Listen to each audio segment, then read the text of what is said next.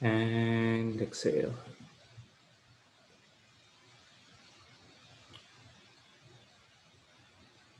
And just continue to breathe deeply, inhaling deeply, exhaling deeply. And with every breath as you exhale, just feel yourself a little more lighter, more easier.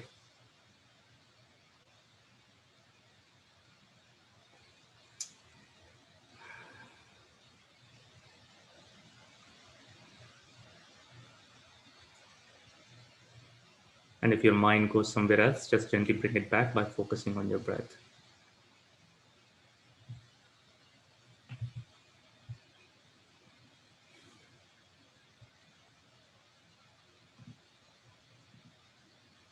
So thank you. And whenever you're ready, you can come back. You can open your eyes if your eyes were closed. But what I'm going to do is I'm going to share my desktop and share my screen and have a small presentation which I will share with you guys. So let me know when you can see my screen. Can everybody see it? You can just message or say. Yes, we can. Yes. Okay, let me see. Because once I share my screen, I cannot see anybody's messages. So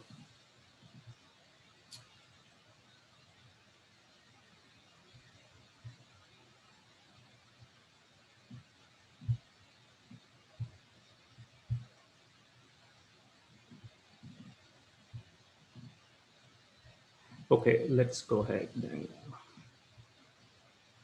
Um, so today's topic is karma. Is it effort or destiny? So before I start, I would like to hear your thoughts. What do you guys think? All of you. Is karma effort or is it destiny? Like it's predetermined or is it kind of based on your effort or your free will? You can unmute yourself and answer. Effort. It's effort. Okay. Anyone else? Yeah, it's like a deck of cards given to you, and it's up to you how you play with those deck of cards. Some people with the same deck of card can do much better job compared to others. Okay. I think destiny to a large extent. Destiny to a large extent. Okay. That's good too. Um, Anyone else has any other thoughts? Okay. So my goal is not to answer this question for you, and I would like to share some thoughts on it, and then at the end, I hope you get the answer, to this question. Okay. So first of all, in order to understand whether it's a effort or a destiny, you need to understand uh, what exactly is karma. Okay. So so originally its roots is in a Sanskrit word from India, and the actual word is karam, not karma. So somebody just added a at the end of the word, like a lot of people's names have been changed by English speaking people, or in the Western world, the a is added and it changes the actual word. So the actual word is karam. Maybe because the word got changed, that's why it got messed up in that sense. So we, so first of all, karam is the actual word. So I will use karam mostly through this throughout this presentation. Uh, so this is just a habit of speaking the right word. Okay. So its roots are from India, and all it really means is karam means action. It's not good action, bad action. It simply means literal translation is action. But if you see in the world these days, it's almost like has a negative connotation, like people feel like when something goes wrong, people say like, oh, it's my karma, or When something doesn't turn out the way they really wanted, then, oh, it's my karma. So everything is just like dealt in a very negative connotation for this world, whereas it has nothing of this. When things go right, when you get lucky or you get something really good in your life, then people don't say it's my karma, you know. So then they say, oh, I did this or somebody else did this. But ultimately, uh, it's also representative of karma. So in order to understand what karma is, you know, karma is simply action. We need to understand why this whole uh, understanding is required. What is the benefit of it? First of all, if you understand, just like anything uh, which is deep, which matters to your life, it is beneficial. The reason it's beneficial is because karma is a very uh, amazing way to evaluate your life. You know, like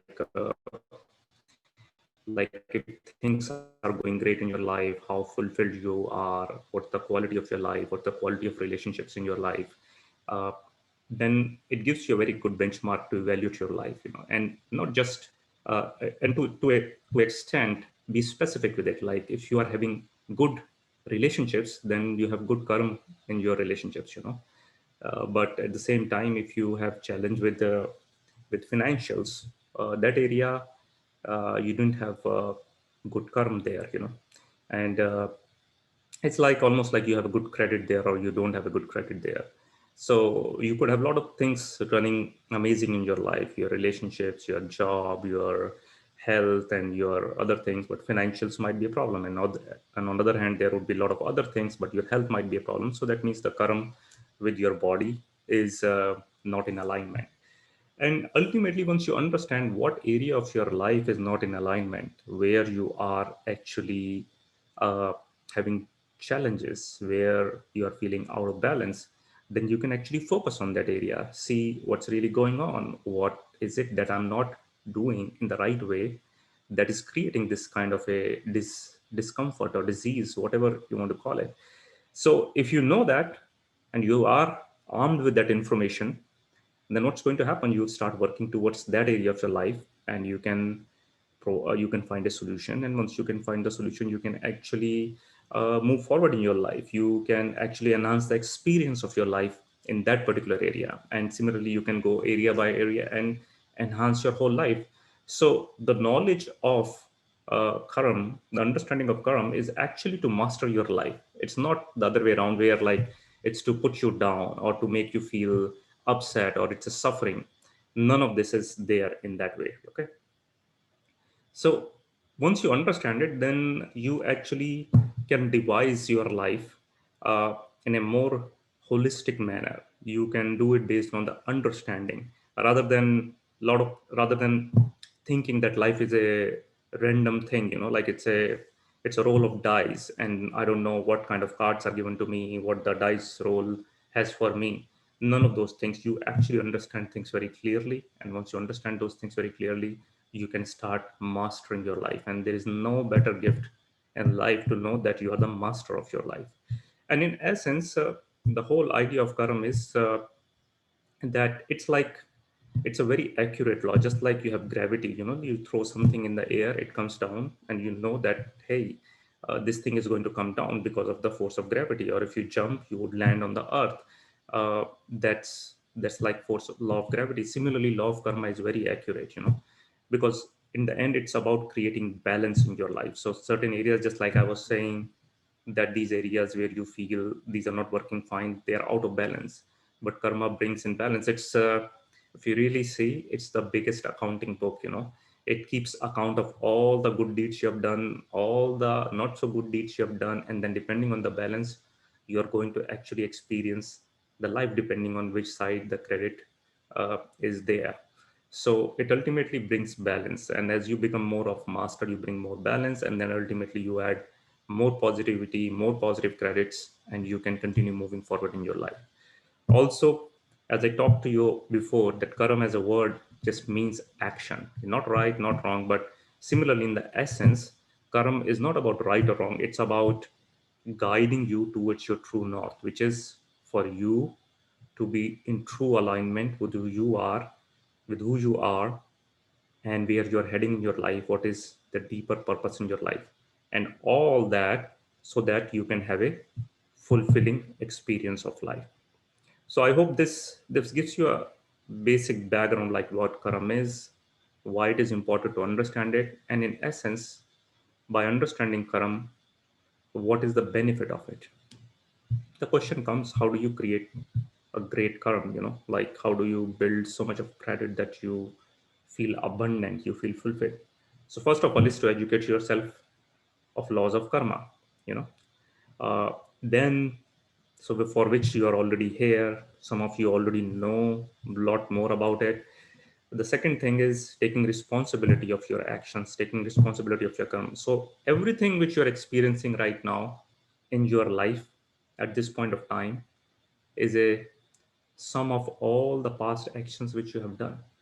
And if you believe in past life, then including those also, so they're all carrying on. And as you can evaluate yourself right now, that if I am experiencing certain things, which certain things means all the people in your life right now, all the relationship, personal, professional, spiritual, all this is because at some point of time you have made a choice, you have made a decision, and based on that, those results have come. So right now, whether you are aware of it or you're not aware of it, whether you have memory of it, you don't have memory of it, uh, it doesn't really matter. But right now, where you are is the sum accumulation of all the choices you have made. A very simple thing is like today, all of you are here, for this workshop. And this invite has gone to several hundred or thousand people, But out of all of those, only some of you are here. Yeah, something interested you, something motivated you to be here. But at the end of the day, you made a choice to be here. Uh, in comparison to all the other people who are not here for whatever reason, So if you have made this choice, you ended up being here because you you have the dedication, and you also have the interest, and you're motivated to be here. So once you understand that this is my responsibility, then at the same time, this responsibility means if you're responsible for what's happening in your life right now, all the actions or the choices you have done, then you are also responsible, or you are also powerful enough to change things in your life. So whatever you have done, you're experiencing it right now. Whatever you're going to do now, you're going to experience the result of it right now or in the future. So in order to create great karma credit, you have to first of all start doing good actions, fruitful actions in the present moment. From now on, like everything you do accurately, which is in alignment with your soul or your higher self. And then second thing is all the past stuff which you have accumulated over the period of time, you have to resolve that also, because this it is like a baggage which is carrying on with you. It's like a debt which you are carrying with you. You have to resolve that debt.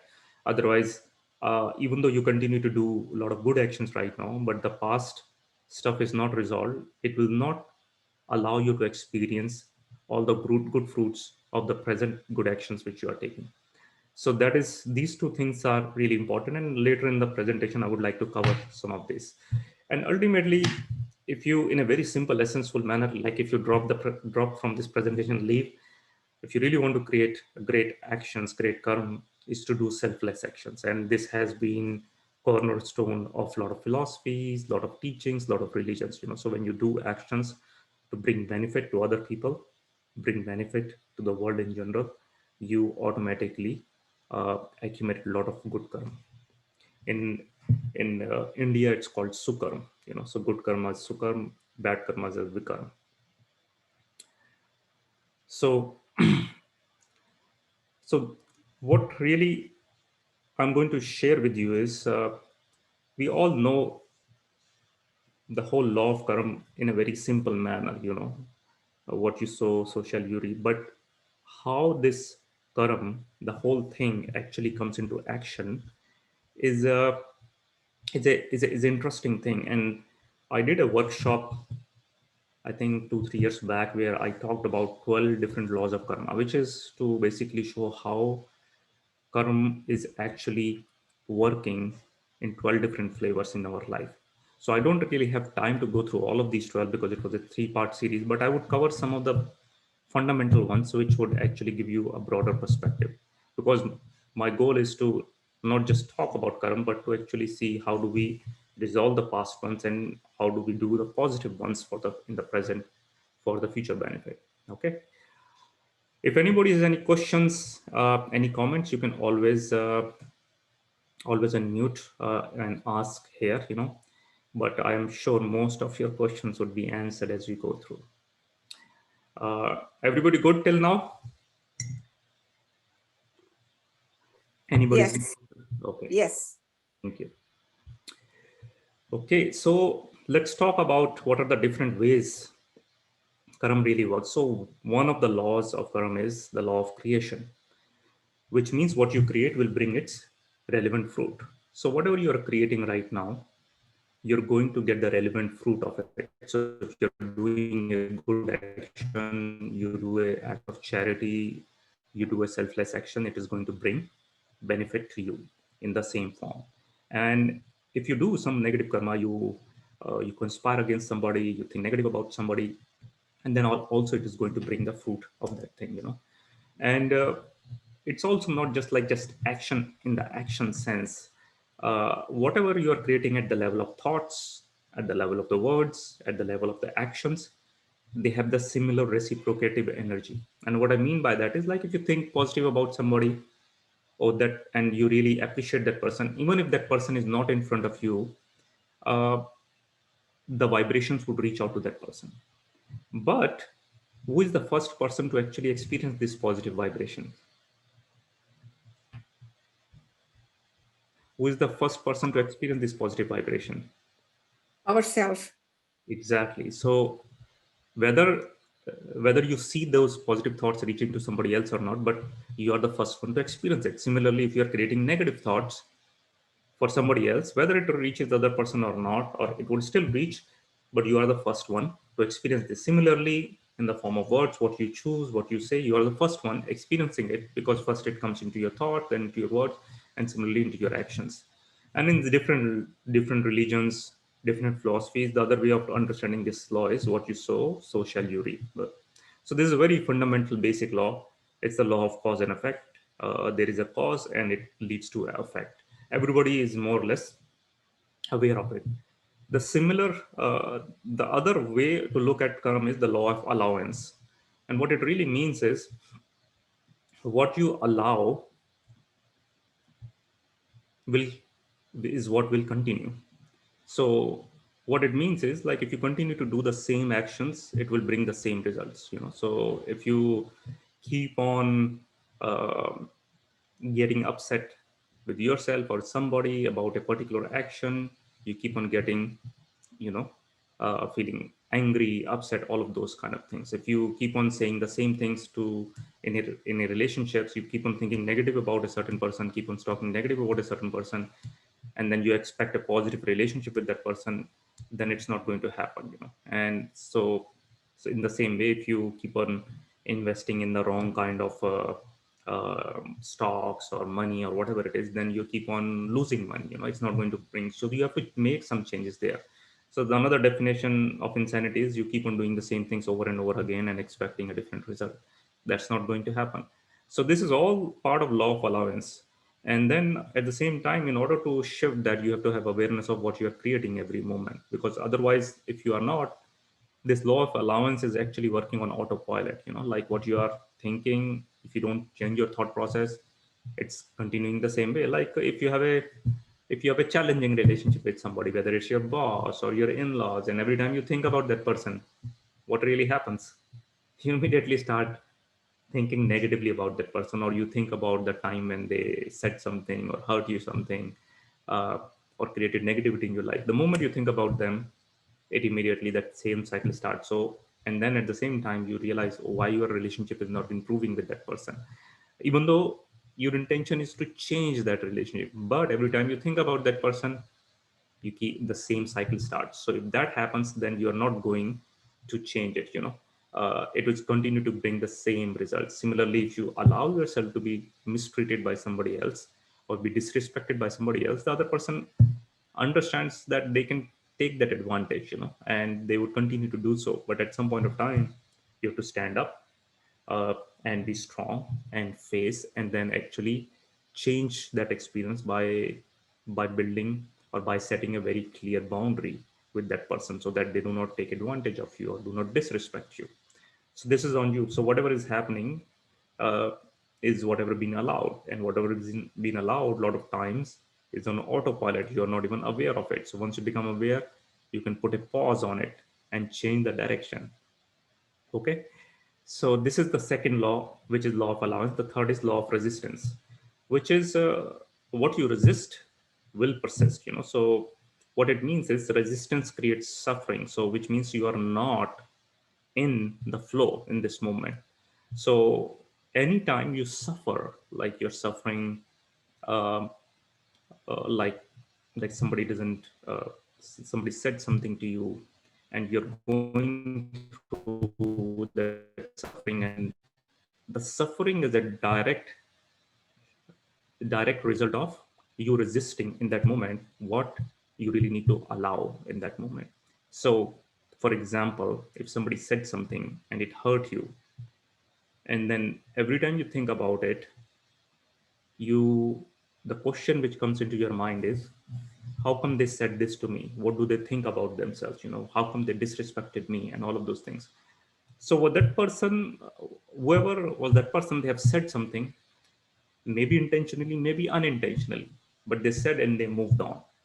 And then you are there receiving that and you got hurt.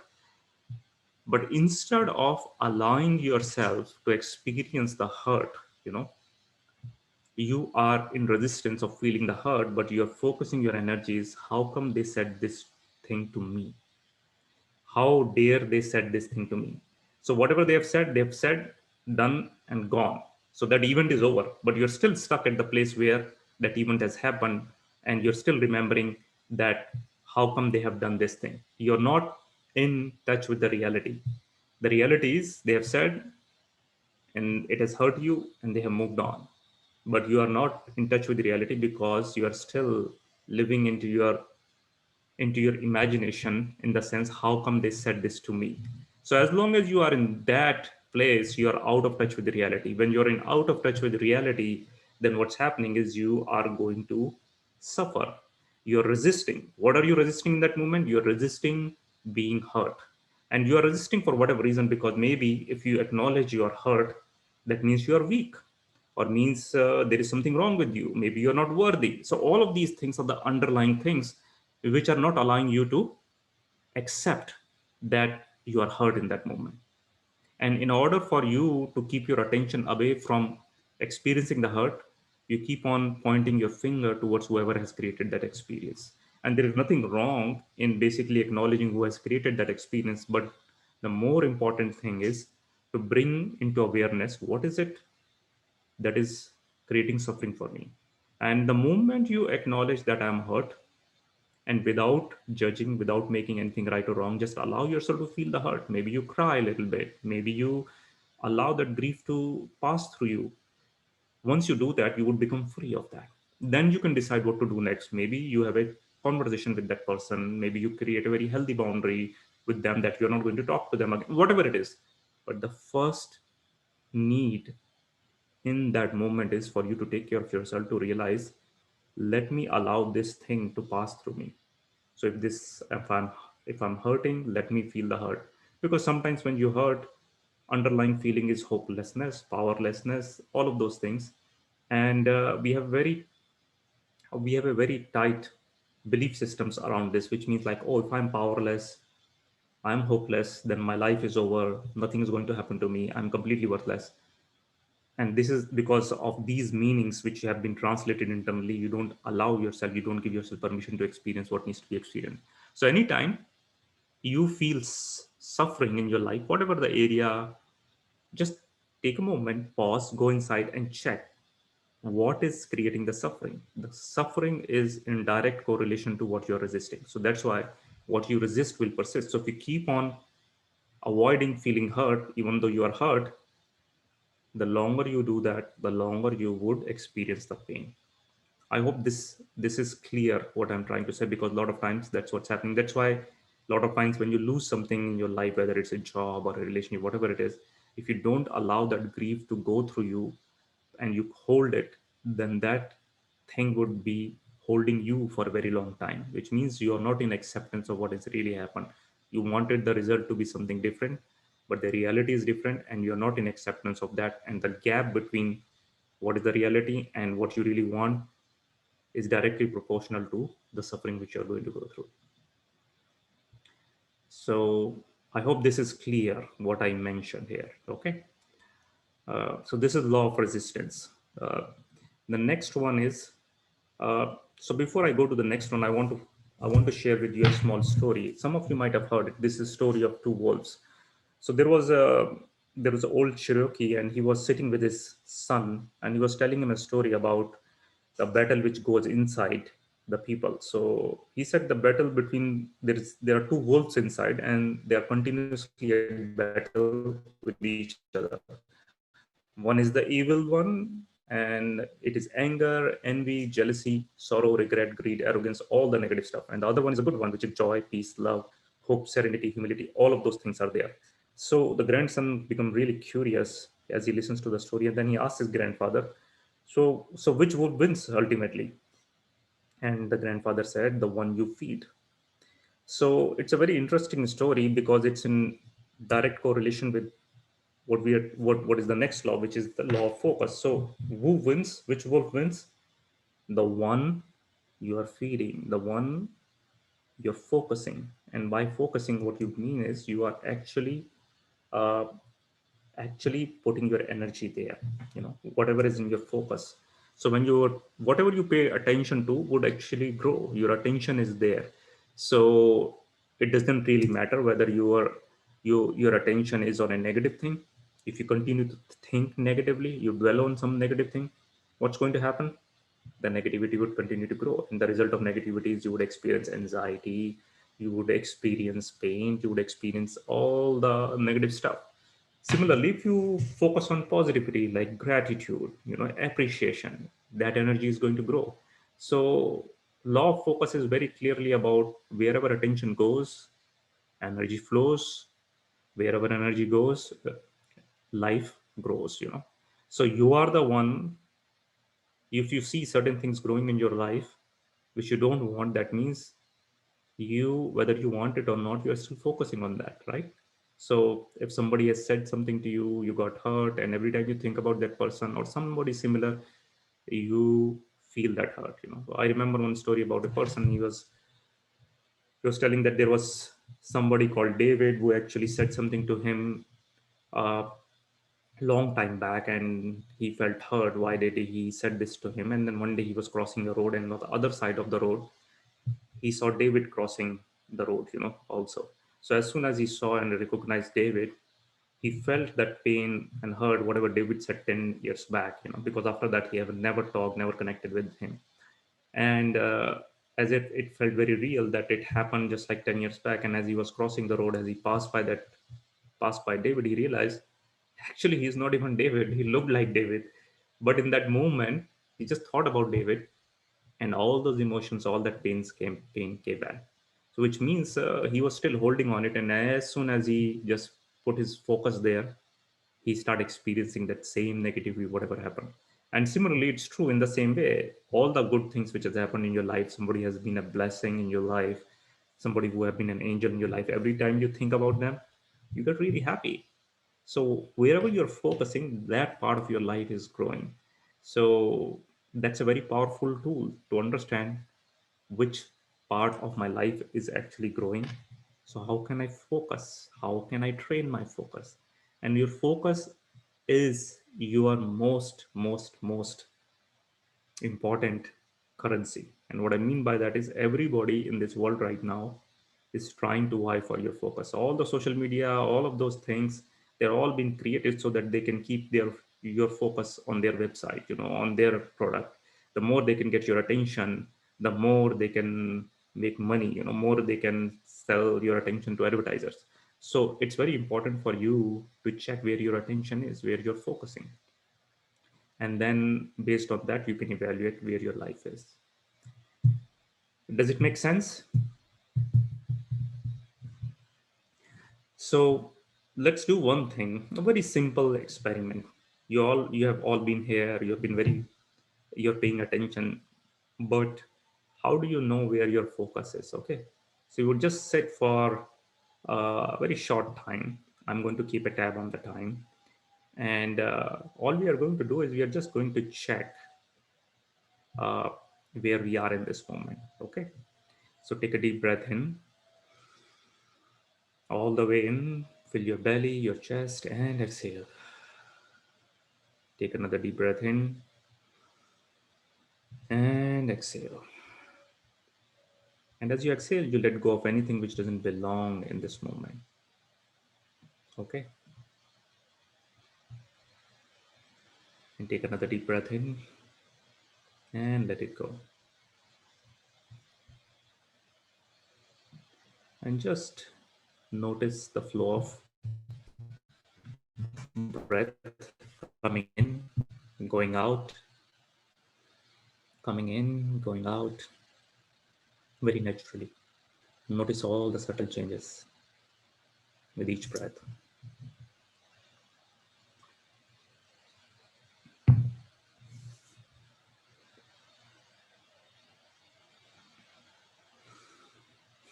And we would just sit in silence just for a few moments, just sit in silence. And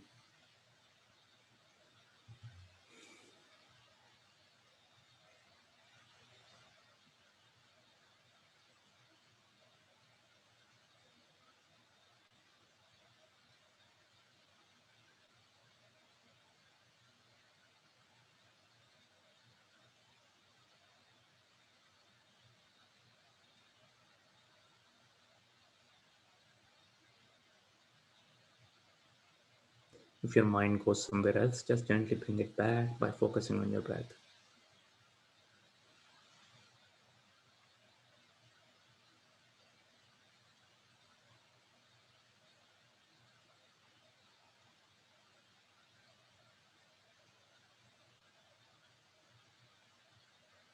So I want you to bring into your awareness, when was the last time you really felt happy, like what were you grateful for last time?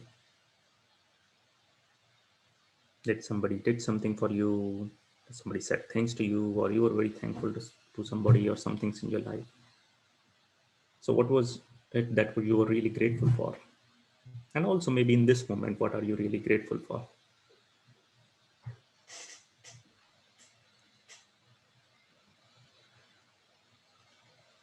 And as you bring that thing into awareness, whatever you're grateful for, see how you feel in this moment.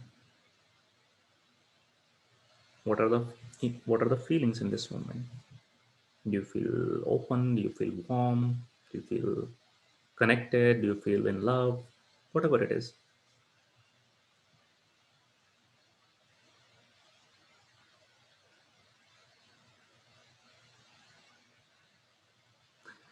Now, the second thing is I want you to bring into your awareness, when was the last time you got really angry? Whatever was the reason, whether you're right or the person was right or wrong, whatever it is, it doesn't really matter. But what was the last time you got really angry or upset?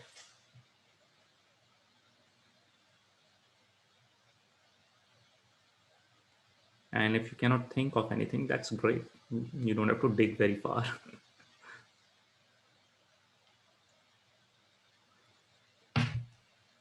And notice your feelings in this moment. How do you feel when you think about last time when you got really angry?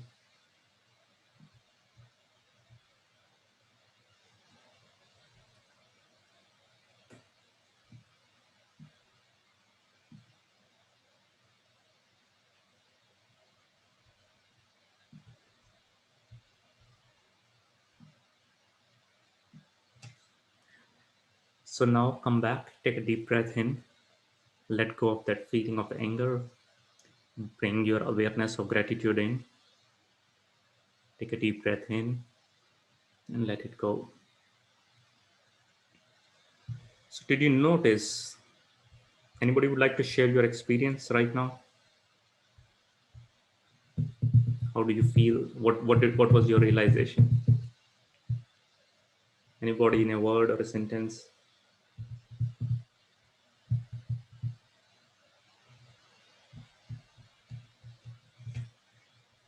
You can unmute yourself and share. Anybody would like to share?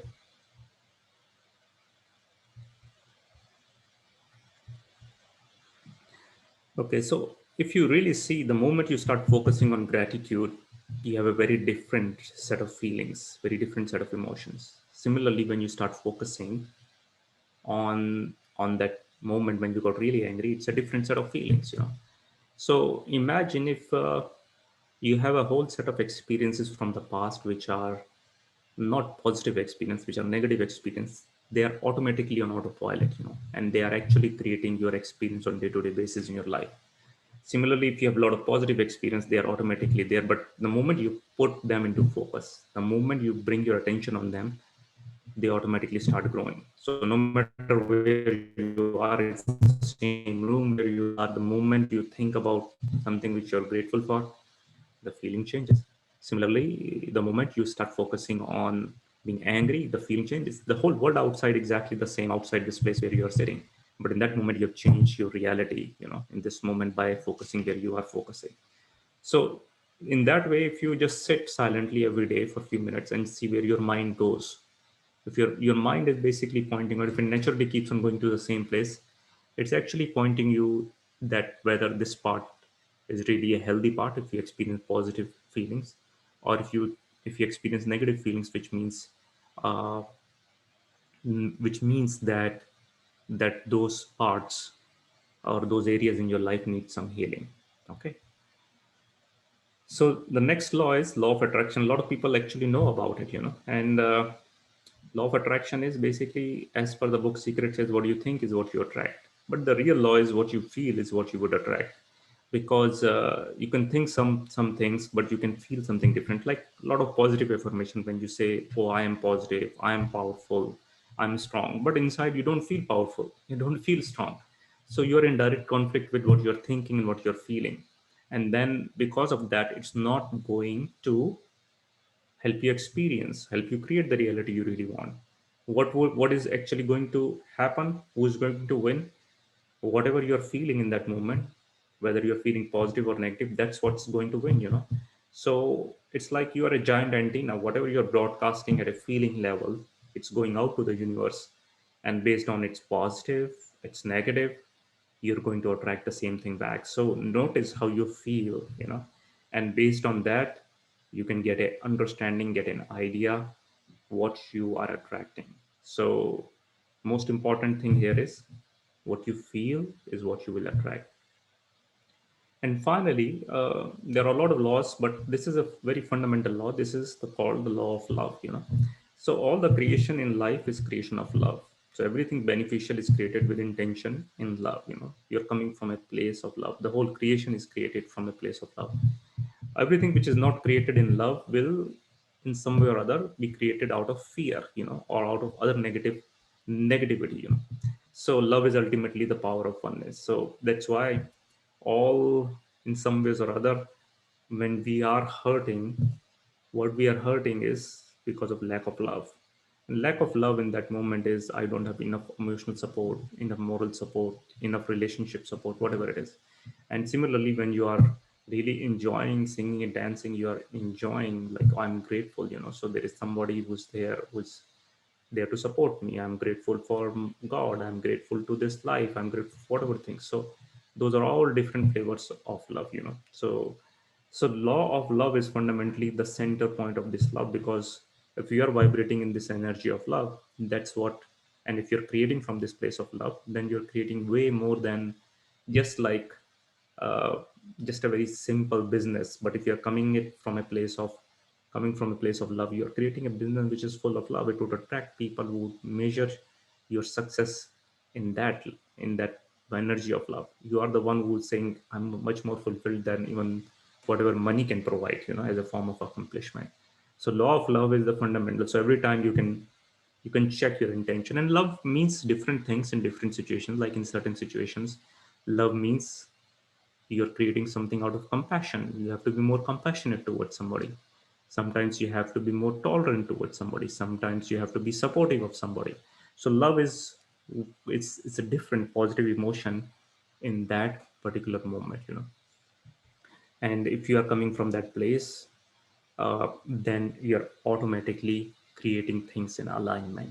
So what you are, what your what your intention is from love, what you're feeling is from love, and whatever you are taking, your action, which is in form of behavior and other actions, it's all in one vibration of love, then you are going to get the successful result. Like a lot of you are following Raj Yoga. Like in Raj Yoga, here there's in the teachings it said, like, for you to have success in your life, you need to have three things in alignment, which is the Hindi word is bhav, bhavana, and sabhav. Bhav is your intention, bhavana is your feelings, and sabhav is your behavior, or ultimately the action which is reflected outside. So if you want somebody to change their behavior because you get upset with them, so even though your original intention is they should change and they become better, your intention is good, but every time you connect with them, you think about them, you feel negative, you feel upset. So that is out of alignment. And then the way you give them the feedback, the way you talk to them, trying to change them, is also negative. So you're not going to get that result. So you need to have your intention in place, your energy has to be positive, and the way you're giving them the feedback, it's coming in a very positive manner, then you're going to get the results. So that's like creating from a law of love. Is everybody clear till now?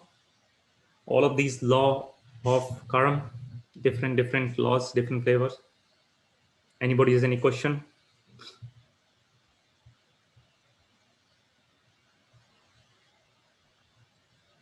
Can you guys hear me?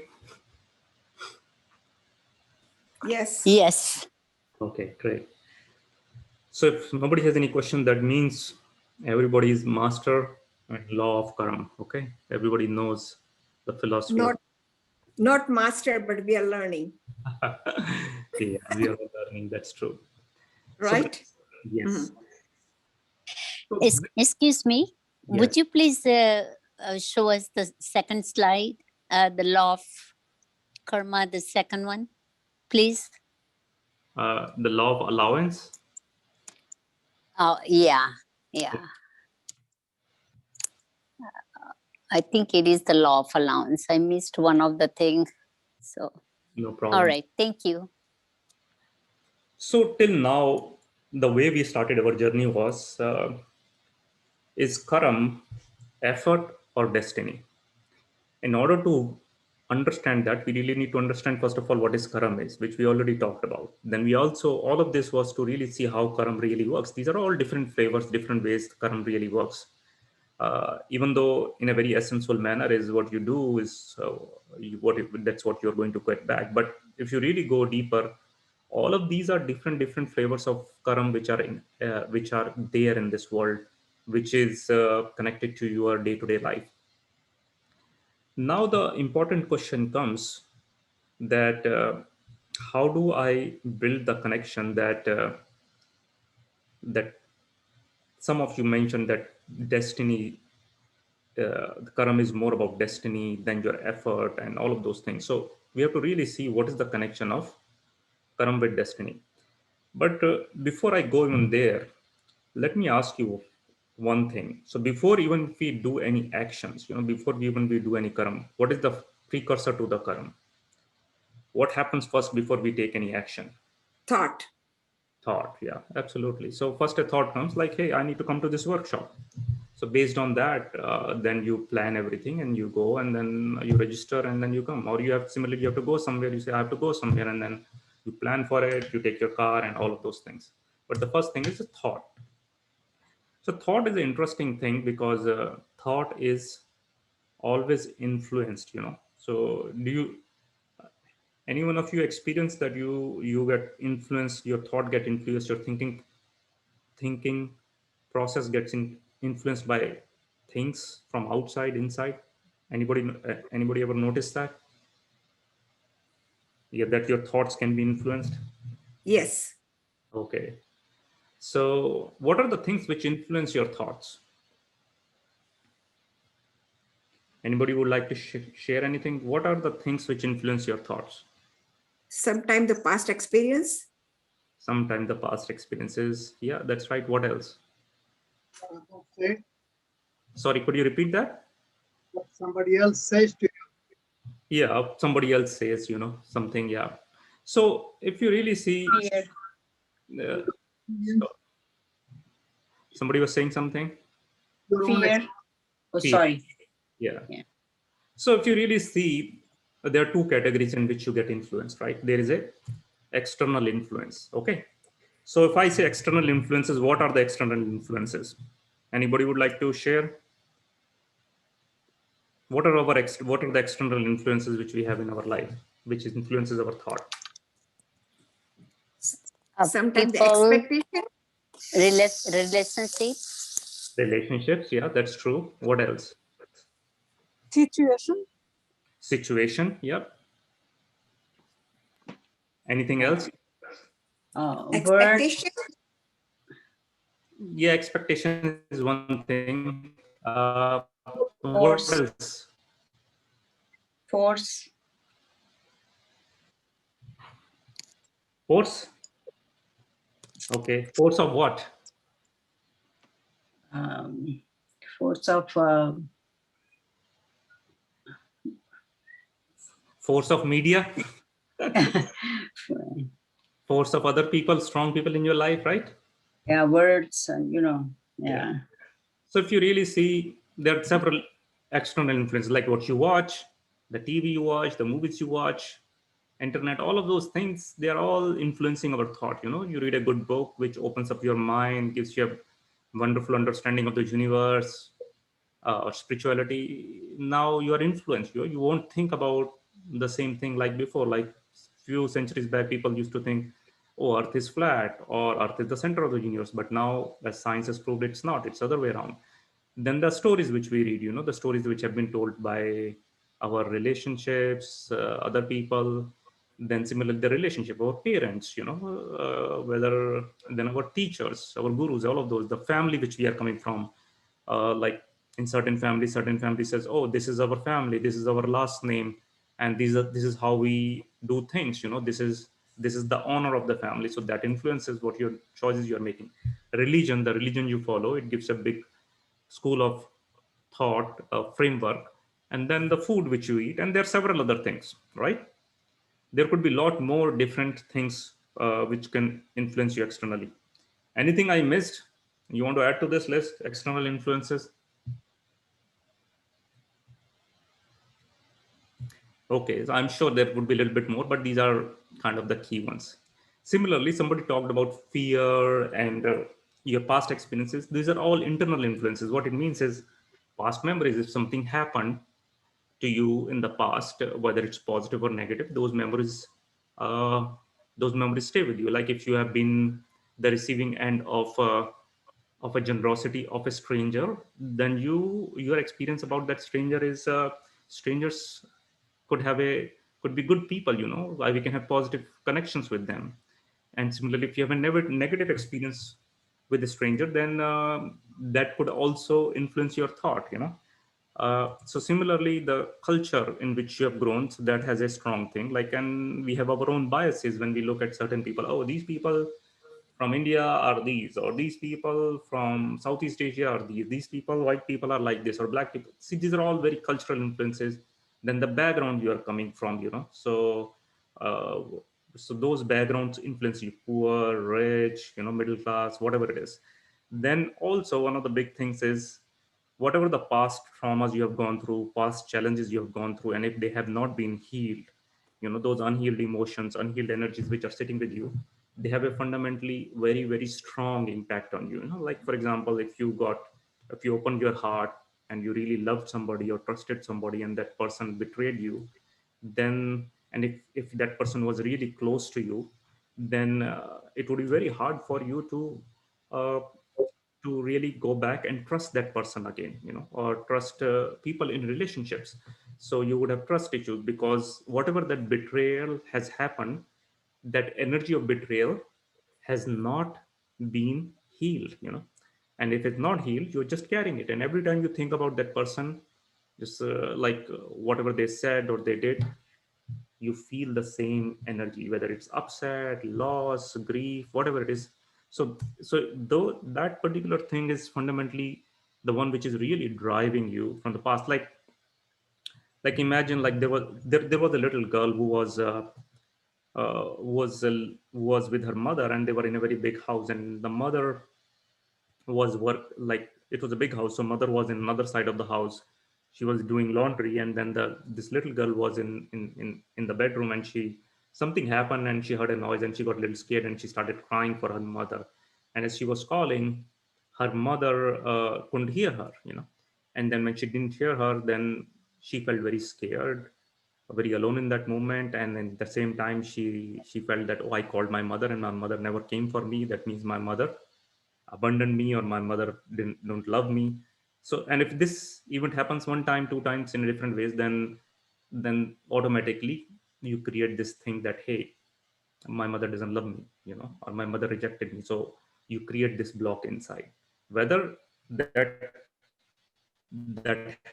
was true or not, the mother didn't hear her, that little girl, but for her that created a sense of rejection from her mother. And this is very common thing if you are grown up in a household where you have more than one siblings. And everybody, if you ask them the events, a particular event in that household, they would have a very different take from their sibling, because as if, like, if they're two different personalities, they would like, oh, did that event really happen in that way? Because both of them have a very different version, because each one looked at from a different set of eyes.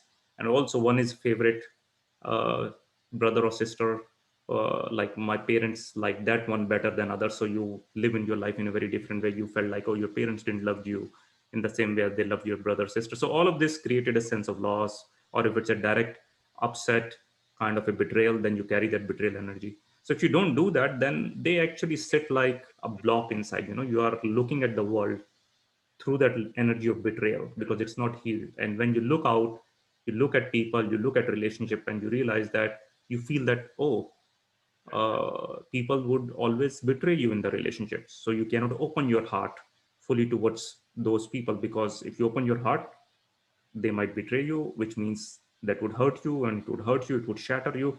So even when somebody comes with a lot of love, tries to really treat you very well, but you are still carrying that past unhealed energy of betrayal, then you would never completely open your heart. And then at one point of time, the other person would feel like, what's wrong with this person? I'm trying to give them all the love, all the attention, but they are still not receiving it. They're still so close. And then they would probably leave, you know. And when they leave, they just then you feel like, hey, this person also betrayed me, right? So you are living your own self-fulfilled prophecy. And some people are so scared of being hurt, being betrayed, so they would break the relationship before the other person even says or does anything, just to avoid the feeling of being betrayed, you know, or feeling of being hurt. And that's a very classical case when you look into people from a relationship perspective. And the background belief system becomes that relationships are not good, they create a lot of hurt and pain. So relationship equal to hurt and pain, that becomes their way of looking at relationship. And some of them come from past experience, something from experiences which hasn't been healed. So if you really look at this whole thing of symptoms of unhealed past emotions, one is fear would be running your life in a bigger picture. You know, you would be always looking for safety, because you cannot feel safe in relationships. So what does safety means in certain people is to avoid those conversations, avoid those connections, avoid those gatherings where you feel unsafe. Somebody might say something to you, somewhere you would feel the fear of being rejected or for being judged. So when you have these past experiences running with you, then you're always trying to look for safety, because fear is the one which is running. So you cannot live your life very openly. You would always be in a fight, flight, or freeze syndrome. Fight, flight is like, hey, these people are always rejecting me, or these people are after me. So you would always end up like getting into the fight. And flight is like, oh, I won't go into those gatherings, I won't talk to those people, because these people are always rejecting me, judging me, whatever it is. So basically, fight is you want to save your, all of these are safety related stuff. By fighting, you're trying to save yourself. By running away, you're trying to save yourself. The worst one is the freeze, where you do not even fight and flight. You do not know what is happening. You just freeze in that environment, in that moment. You know, somebody said something, you felt so much of betrayal, like the shock kind of a thing which happens. So if that shock, whatever has happened, is not treated, it would sit in your system, and you're going to view your world, the world around you, from this place of uh, whatever that energy is, rejection, betrayal, hopelessness, whatever it is. And imagine if you are living your life from that place, those kind of actions, those kind of karma you are actually creating. You would also experience lack of flow in life. You would always have a story to tell, like you would be caught up into your story. Like a lot of times we all know people who have a lot of drama in their life. They have always a story to tell. This happened, that happened, they didn't like me, they said this to me, this, that, all of that. And also people have this negative self-talk going on, whether they're defending themselves, whether they're justifying themselves, over explaining themselves. These are all ways which are fight and flight is really happening. All of these are the signs that you have some past unhealed emotions energy. And I'm not trying to say this thing in a way that you look at yourself as like, oh, I have all of these, my life is terrible. No, we all have some of these, to different degrees. I also have some of these, but I recognize them. I say, oh, this is where I'm fight and flight. When you try, and most important, you would notice catching yourself in your own mind how some event has happened, or it has happened 10 years back. You're still talking to yourself, trying to defend or justify yourself in front of that person, imaginary person in your head. That means that event is still there, that is not being healed. Sometimes it comes in dreams. You are standing up, you are basically fighting with other people. Sometimes the dreams are really a good way to really get understanding where it is coming from. So if it's in subconscious mind, it's unhealed, it's very much in your memory track, that's where it is coming from. So, and these are all deep rooted things. So between these fears which are there, the belief systems which are there, and uh, these belief systems which are there, and emotions which are unintegrated and unprocessed, it's like a jumble, like a hairball. Like you try to you try to get your thoughts right, but your old belief systems come in. Like then the past emotions and all of those comes in, and between them is sitting the fear. So it's almost, if you're trying to change this, like in Raj Yoga terms we call it old sanskaras, it's very hard to get out of it because you're caught into it. It's almost you're trying to lift the chair in which you're sitting. So you need somebody who is outside, who can give you outside perspective, uh, to help you navigate through this. Like I work with a lot of people where things happen. Like a lot of times when I go to the root cause of things, 95% of the time these issues have happened when they were 0 to 8 years of age. And rest is just build up over that, different projects and different things which has happened. So you really need somebody who can help you, guide you through, because you have seen yourself, like when you have a very good rational mind, but when you get emotional, when you get caught into a tight spot, it's very hard to get clarity. But you ask your friend or your somebody else who's outside of you, they can have a very clear idea. Hey, this is what you're doing, something which is not right. You should do this in this way, and it will be fine. And similarly, you can give very good advice to somebody else also, because you are not caught up into the middle of that. So that's why between your belief system, your thoughts, your stories, unintegrated, unprocessed emotions, they become like a block, and it's very hard for you to have clarity, have that flow. Because, and if you are operating from this space, then what you're creating, all your actions, all your karma is created from a place of fear rather than from a place of love, which we talked about before. Uh, does it make sense till now? Anybody has any questions? Okay. Hello. Yeah. Hi, I have a question, right? This thing truly happens that where we don't feel safe, we try to withdraw ourselves. Yeah. So you are trying to say that that's not the right action? Uh, so, so when you don't feel safe, see, human beings, the fundamental thing which they are wired for is survival. So survival Okay. means, in that situation, like if there is somebody in front of you with who's coming to attack you, And if he's too big in the size, you feel so unsafe that you realize, like, I'm not going to give a fight because I would completely get, you know, slaughtered Yes. here. So for your option is what? Your option is to flight, which is to run away. But if you Yes. think that other person is there, it's kind of equal size. I can give it a good fight. I can fight my way out. So fight is your way of defending yourself. But then there is third. You didn't even have chance and opportunity to even decide fight or flight. It's just like deer in the headlight. It's like you freeze in that moment and things happen. And in those situations, Mm. it's even worse because even though fight and flight are not the best options, but these are still both the options which mobilize you, means they drive you to action, take some action. But freeze is the worst one because you don't take any action, you just freeze there. And that is kind of almost like you go through panic attack or whatever it is. So ultimately, all of these are different ways in which we try to survive. Like, and those events, those traumas where you freeze, sometimes they are so terrible that your human mind just buries them deep inside as if it doesn't even happen, like you can't even recall them. So so coming back to what you're saying is that it's not right or wrong, it's more about what would help you survive.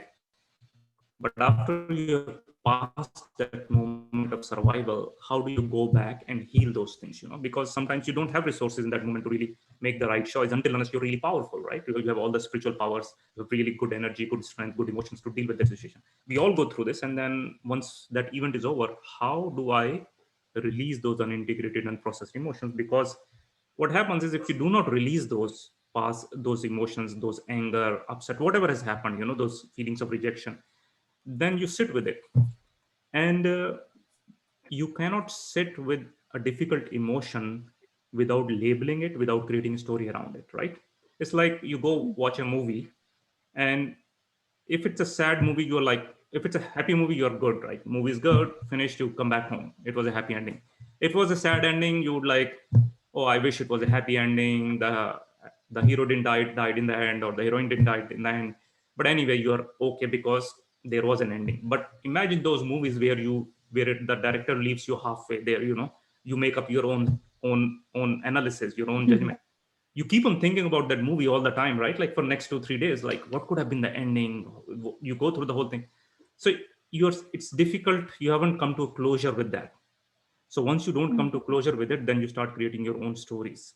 And if that event happens 2 3 times, you create your own story, your own universe. And then if this has happened a few times, that becomes your belief system. Like if you have been betrayed in your relationship a few times, then you keep on telling that relationships are not good, I get betrayed and all that. But ultimately you say, like, I'm not going to get into relationships because they're a doorway to hurt and pain. So Mm. for your benefit, you really need to, and then all of this is basically a fear cycle, as you see. So for your benefit, you have to go and find a way how you can release that stuff so that you get clear, you can move forward, you can open your heart again, you can be in relationships, or you can be in a particular job, whatever it is that has created that thing. So that's what I mean to say. So only the thing is like, suppose if even if you choose to withdraw, you can withdraw, but only the thing is not feel or create any bad thought about the people. That's what we supposed to do. You can withdraw in that moment if you don't feel you have options, but then you have to go back and check that you're withdrawing and where is this fear actually coming from. Okay. And also, you can, it's better to choose to withdraw rather than on autopilot. Like every time that situation happens and you immediately withdraw before even you decide, you think you're automatically withdrawn, right? That means you're an Mm. autopilot, old things are already in action.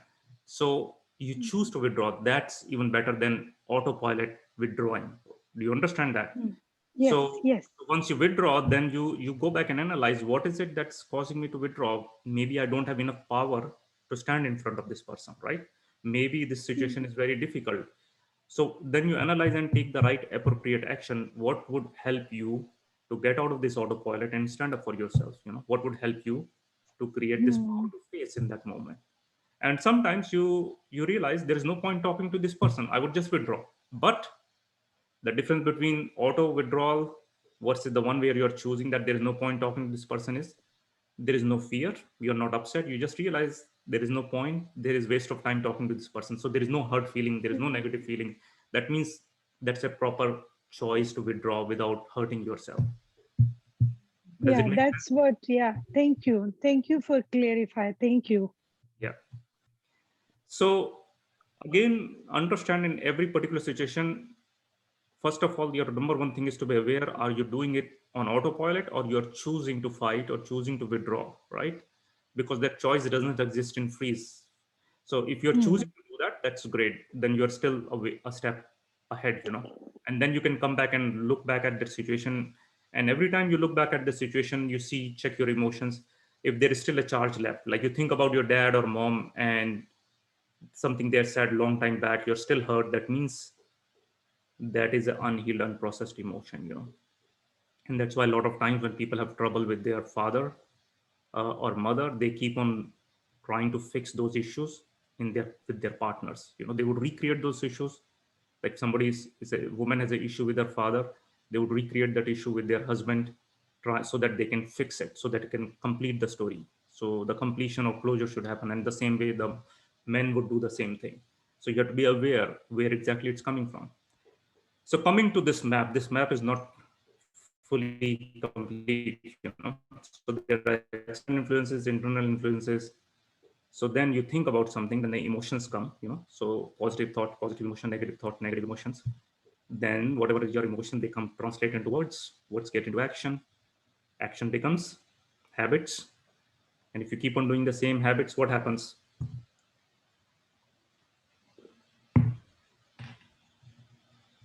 Anybody want to share what happens after you keep on repeating the same things, same habits? Same Habits. result. Mhm.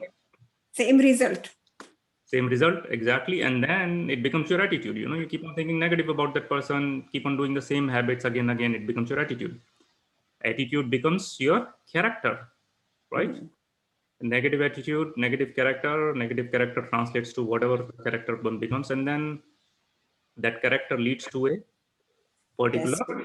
destiny. So does it make sense from a karma perspective to destiny? What's that journey is? So who is the one who is choosing? Is it you who is creating this destiny, or it's on autopilot? We create it. Yeah, you are creating it. Anybody has any other thoughts? Anything else you want to share? If you disagree, that's fine too. Well, could it also be that you are on autopilot and you're creating the karma? Because a lot of times you're not really thinking, you're on autopilot and you may do the wrong actions, the wrong karma. So bottom line is this: whether you're on autopilot or you're not on autopilot, you're still taking the action, and action is going to give you the result, right? Right, right. So the result is going to come either way. Yeah, on autopilot, you might probably blame somebody else. So like, oh, they were the reason for that. My father, my mother, by this, that. You would be still be ignorant. But if you're aware, you know somewhere you have said something, you have done something, you have made that choice. And then you would still take some responsibility of your actions. But this map is not complete here. There is a cycle which is above it. So before thought, what happens? Anybody would like to share what happens before the thought is?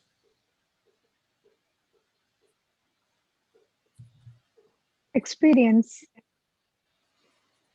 Experience is one thing. What else? So before the thought happens, your thoughts are coming from Information. belief systems, right? And belief systems are basically you have done same thing again and again over a period of time. You've thought that thought again and again. Like for example, if your belief system or relationships are bad, you get betrayed in that, then you create the same. So your belief system or relationship is bad. Thoughts are the relationship creates hurt. I'm not going to open myself into relationships. The emotions are around that, which is like to stay closed, not to open yourself up, not to expose yourself for hurt and all that. Your words and actions are all related to that, and then ultimately you would be you would end up being not in relationship or in relationship which would be self-fulfilling prophecies. Belief systems are based on values, what you really value over a period of time, like certain families have certain values, so they stand up for that values. That every company has certain values, like tolerance is our value, so compassion is our value, or love is our value. So everything is basically based on values. But at the same time, the values are like, hey, I'm going to make money no matter what, whether somebody suffers or not, that's not my problem. I'm going to make money at any cost. So whatever it is, then your belief system is like, it's okay, everybody takes advantage of somebody else, I'm going to do the same. Similar thoughts, action, you create your destiny. So values are really important in defining, like US has a different values. US is a very open to immigration, that whoever comes, we would accommodate them, we would help them, support them, build their lives. Some other countries are different value system. So depending on that, you create their beliefs, then that basically creates the thoughts in the story. But fundamentally, the most important is your values are coming from your identity, right? So, like if you think yourself of a particular religious background, like I'm from this religion, so our values are compassion, or our values are tolerance, our values are this. Similarly, I'm from the, so identity is the key thing. Like if I'm powerful, so my values are, if I'm powerful, then I'm going to help other people, and if I'm going to help other people, I would help everybody grow, and then similarly your belief systems work towards that. Like the whole life is about helping and making other people grow, and then the thoughts and all that.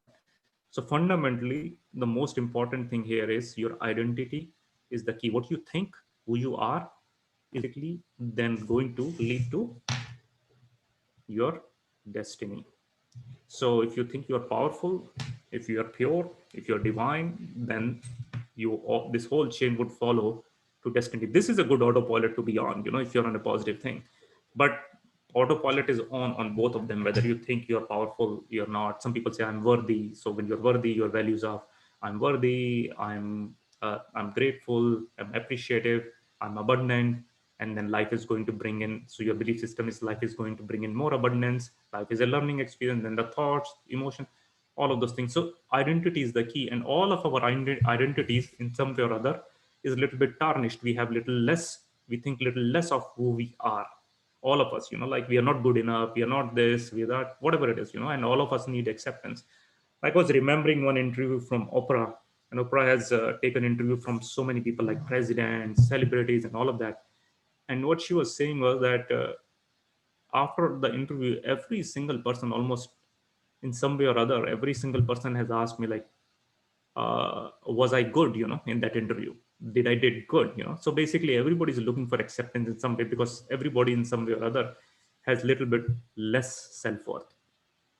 So, so if you really focus who you think you are, this is a very deep question. That's why the whole $64 million question is who you are, and what you are. That's the personal identity question. If that's not clear, then you are going to live an identity which is either coming from external influences or internal influences, and both of them, more or less, will never be your true identity. And you would spend your whole life defending those identities which are based on internal influences and external influences, and a lot of them are not even chosen. You just got influenced, for different reasons, and you live your whole life, ultimately build your whole destiny around that, around those influences, and live your life like that. And whatever you're, whether you're on autopilot or non-autopilot, you're still going to get the result of your actions. I hope that makes sense. So how do you reset your old karma? So one is to take responsibility, whether you are on autopilot or not, or whatever it was, you are the one who actually chose it. And uh, and then based on that, the result has come. Then to create attitude of gratitude, which is to help, which would help you to appreciate whatever is there right now working for you in this moment, so that you do not end up operating from victim mentality. Find a spiritual practice which would help you become grounded, and then operate from your true self as much as possible, so that you can heal the past. And these two things are fundamentally the important, because these are like dual engines which are going to work simultaneously. You are going to heal the past. The more you heal the past, the more you would get in touch with your true identity. The more you get into your true identity, the more you would be able to heal the past. So they are always going to be like a, these days the cars have turbo engine, like the two engines which would help you move forward.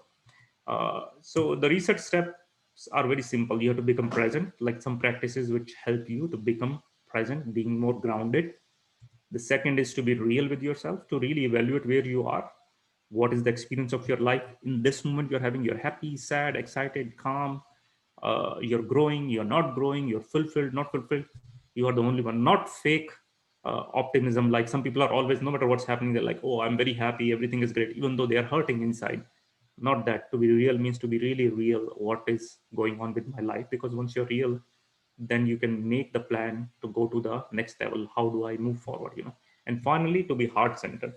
Heart centered is very deep, but in a very essential manner is to be compassionate and loving to yourself in this journey. Don't beat yourself down, because if you beat yourself down, that means you're still operating from that identity that I'm not good enough, or you're still carrying guilt and shame with yourself. And in order to really, like, these steps would be there on day-to-day basis, to become present, to be real, to be heart-centered, whatever methodology you're going to use, it has to be, it has to have these three components for sure there. But ultimately, what you're doing all throughout this whole thing is to really heal the past and to really come in touch with your real identities, to build more awareness and acceptance. If you really see all the practice of meditation, whatever is your bigger goal and this, whatever you're trying to do, the whole practice of meditation is to build more awareness and acceptance in the background. So awareness of who you really are, what is your real self, but also awareness of all the baggage which you are carrying with yourself, all the past stuff which you're carrying with you. So that's why when you sit in meditation, sometimes you have good meditation, but sometimes you really struggle because all the past stuff starts coming because they are unhealed. In meditation is like a giant microscope. It just brings into, enlarges everything, whatever is there inside. So it brings into awareness that, and acceptance of the past, so that you can work on it. Whatever has happened, it's happened. How can I move forward to come to that acceptance, whether it's losses, griefs, whatever it is, how can I accept? And then also acceptance of my real self, that I, the soul, or I, the energy, I, whatever it is, I'm beautiful, I'm complete, I'm full, I'm whole.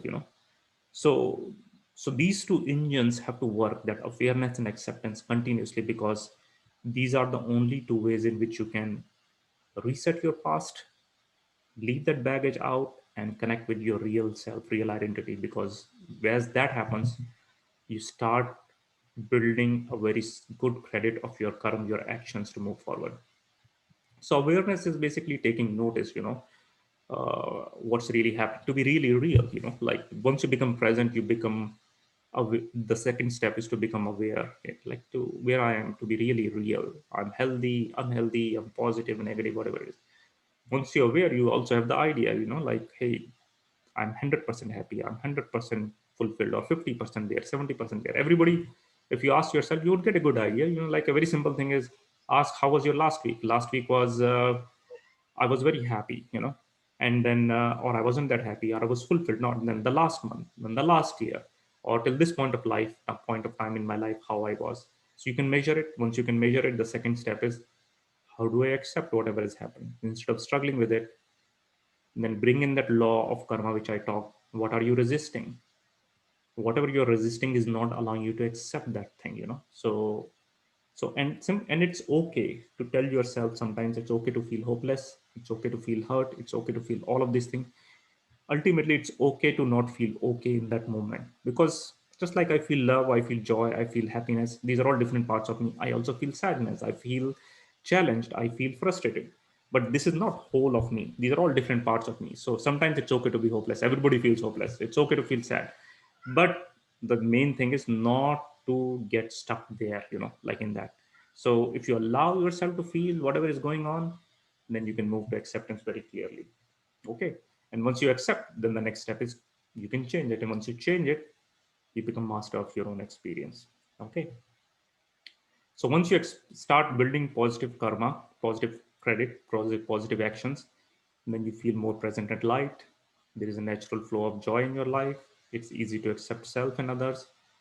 You naturally experience growth. Growth doesn't mean no problems in life. Growth means you'd be challenged, but you look at all those challenges in the sense of like, what is growth in me, for what is the growth in it for me, and how do I use this challenge? Instead of asking that question, why me, why this is happening with me, you start asking, what is the lesson in this for me? What can I learn? Because what you can learn, you can grow from it, and you can enjoy that challenge.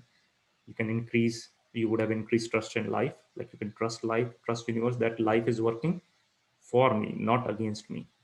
And then you experience more fulfillment in your life.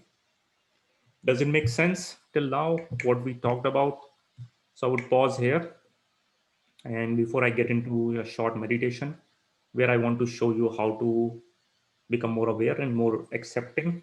Anybody else has any questions?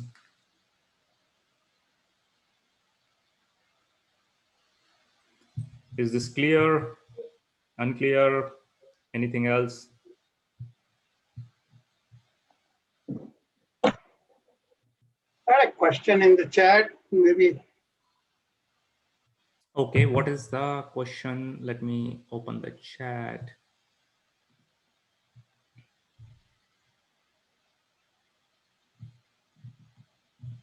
Yep, that's also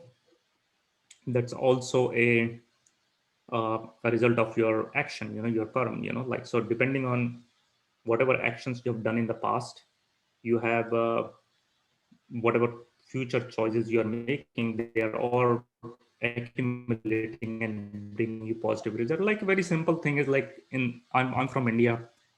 We have always this philosophy that if you give from your right hand, your left hand should not know, which means you do donations anonymously. You're not doing donations for name, fame, and popularity. And that's why you go to some places where people have donated money in temples or churches, whatever it is, and if they have donated fan, it's written donated by so and so, and somebody has donated a chair, it's donated by so and so. And in certain places, there is no name, so the person who has basically asked donated by so and so, his name is there. Every time you read about that person, whatever he has accumulated as charity, whatever he has done, every time you read about it, he is actually eating out of that account. Somebody's acknowledged him, somebody has given him that appreciation, so he has eaten out of his account. Whereas if you give anonymously, it's just stored there as your good credit. And when you are going through your life and you need that stroke of good luck, these actions actually come and become a stroke of good luck.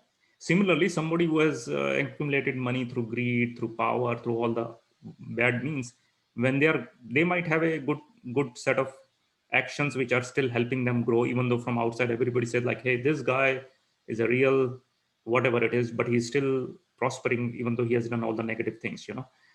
But when he would really need it to save himself, at that point of time, all those bad actions, the result of bad actions would come, and that's what they would find dirt in it, like whatever way. So ultimately, the way we are set it up, it's our insurance policy when it kicks in, depending on whatever situation, circumstance it is.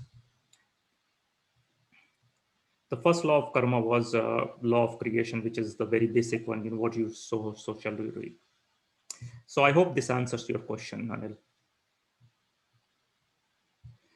Uh, and so let me pause here. And what we are going to do is we are going to do a short meditation, very short meditation, to help you understand how you can, on everyday basis, uh, you can you can check yourself, you can test yourself, and go deeper into it. And it's important you practice every day to be present, to be real, to be heart centered, or have a community or a group of friends with whom you can have these heart to heart talks.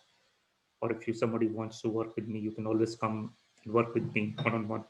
But also you can always go to Raj Yoga Center, and they offer free meditation, free classes. Like this class, they every Saturday they have a workshop. All of these you can take advantage of them, so it's for your benefit. So let's sit relaxed, and what we are going to do is we are going to take a few couple of breaths. And again, the whole idea of this practice is not to make anything right or wrong. It is to just uh, it is to just become aware, and just to become more accepting. So sit relaxed wherever you are. Feel your feet on the ground. Feel your back supported by the chair or the couch, wherever you're sitting. And exhale. And as you breathe in, breathe out, Just enjoy being here. Just give yourself permission.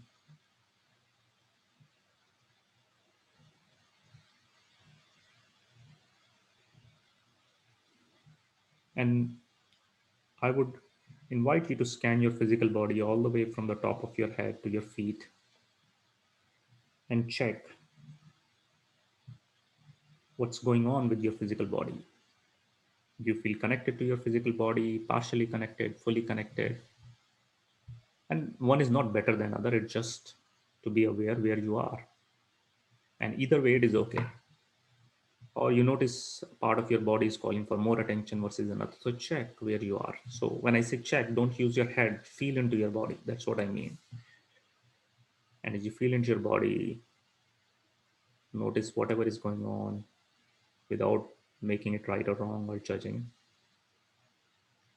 And now, and also acknowledge whatever is the story. Like maybe you have something going on and your mind would jump in and say like, oh, this is happening, that is happening. And acknowledge that story. That may be true, that may not be true. Either way, it is all right. And keep it aside. Now come back to your body, feel into it, and given where you are right now, physically, what is it that you really want physically in this moment? Maybe the key word is this moment, in this moment. Maybe you want more breath, more openness, and either way, it is okay. So give yourself permission to get it. And notice as you give yourself permission to receive that thing, what do you really feel in this moment?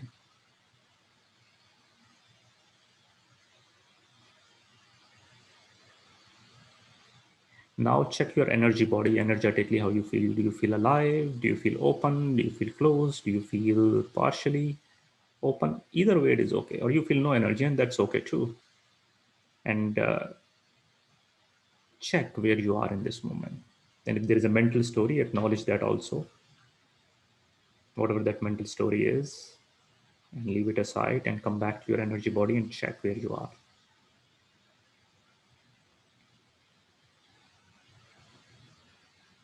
And given what you're feeling, what is it that you really want to make this experience more enjoyable, maybe more energy, more aliveness?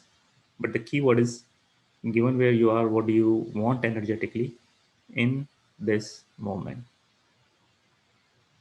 So focus is this moment. And see, notice any subtle changes as you give yourself permission to experience this. So the next step is to check what's going on emotionally. Are you happy, sad, excited, calm? You could be happy and sad at the same time, excited, calm at the same time. And given where you are emotionally, and there might be a story, acknowledge that story also, keep it aside. But given where you are right now, what is it that you really want emotionally in this moment? You want more openness, more happiness, more flow, or maybe you're very open, you just want to close a little bit. That's okay too, but you choose to do that. And notice you can breathe into that part of your body wherever you feel that openness or closure, whatever it is that would help you settle down more. The next step is, so just connect with your soul, to God, to higher self, whatever it is, and then take a moment to acknowledge what is the message for you in this moment in form of a word, sentence, whatever it is. What is the message for you in this moment? Maybe there is complete silence, and that's okay too.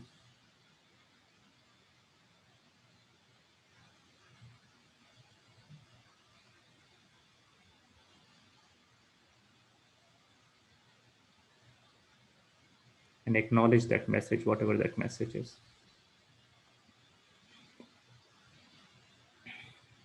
And final step, I want you to bring into awareness who was the one who was noticing all of these things.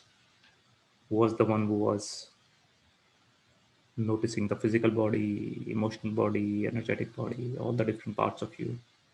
Who was the one who was observing everything?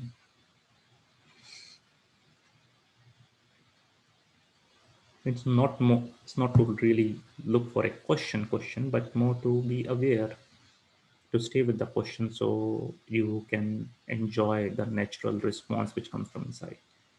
Who is it that was experiencing, and who it is? How does it feel? Is he powerful? What is the feeling of that being who was observing?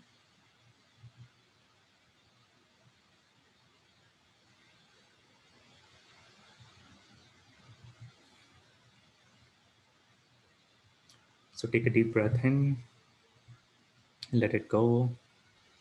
Whenever you're ready, whenever you feel ready, you can open your eyes, feel your body, feel your limbs, and you can come back.